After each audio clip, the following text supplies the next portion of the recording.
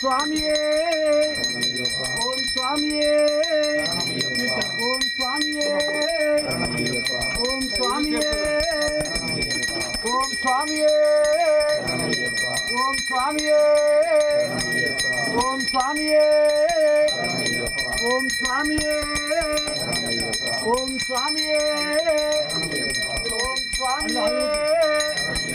ஓம் சுவாமியே ஓம் சுவாமியே ஓம் சுவாமியே ஓம் சுவாமியே ஓம் சுவாமியே சரணமையப்பா சரணமையப்பா சுவாமியே சரணமையப்பா ஆஸ்யாவதோமல விசாலதனம் விசித்திரம் வாசோ ஹரஹர ஹரஹர புரிதாத்யகேசம் சாஸ்தாரவிஷ்டவரதம் சரணம் பிரபத்யே நம பார்வதீபதே ஹரஹர மகாதேவா சிவனே போற்றி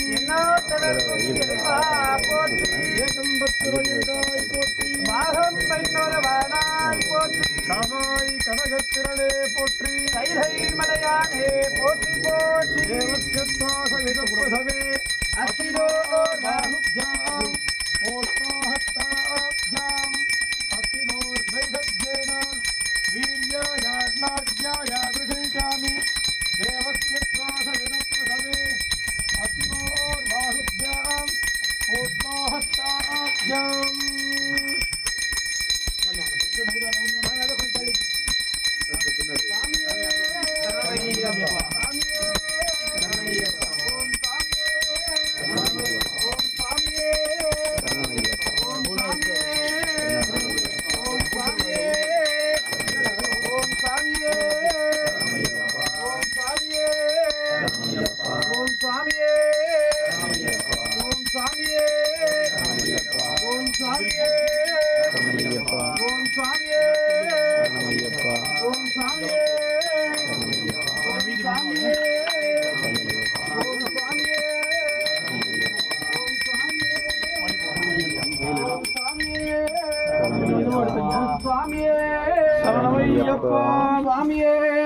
ஆலயமானது சிறந்த முறையிலே அமைவதற்கு ஐயப்பன் கருணை புரிந்திருக்காரு.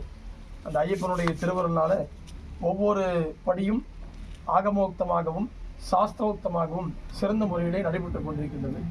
அதே சமயம் சென்ற ஒரு மாதத்திற்கு முன்பாக பாலக்கால் பிடித்து அதன் தொடர்ச்சியாக ஒவ்வொரு பணிகளும் நடந்து கொண்டிருக்கின்றன.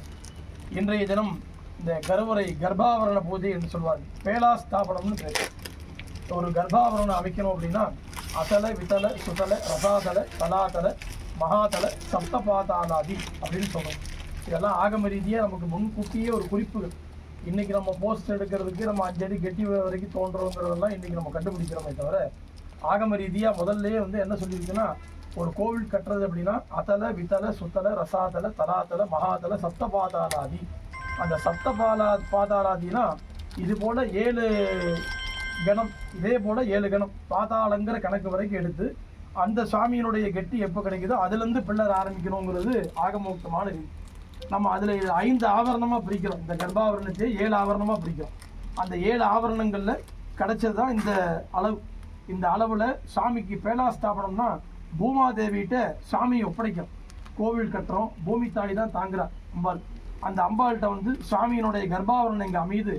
அதற்குரிய பூஜைகளும் அதற்குரிய பேலாஸ்தாபனம் சொல்லக்கூடிய யானையடி மண், குதிரையடி மண், நவரத்னங்கள், பூமியினால ஜீவராசியினால என்னென்னலாம் கிடைக்கிறதோ அதெல்லாம் பூமாதேவி சமாராதனை பண்ணி அதில் தர்மசாஸ்தாவை ஆவாகனம் பண்ணி இதனுடைய தொடர்பு கர்ப்பாவரணத்துடைய பீடத்தை வரைக்கும் வரும். அதனால தான் அந்த செம்பு கம்பி அதை ஸ்தாபனம் பண்ணி மேலே கொண்டுறாங்க.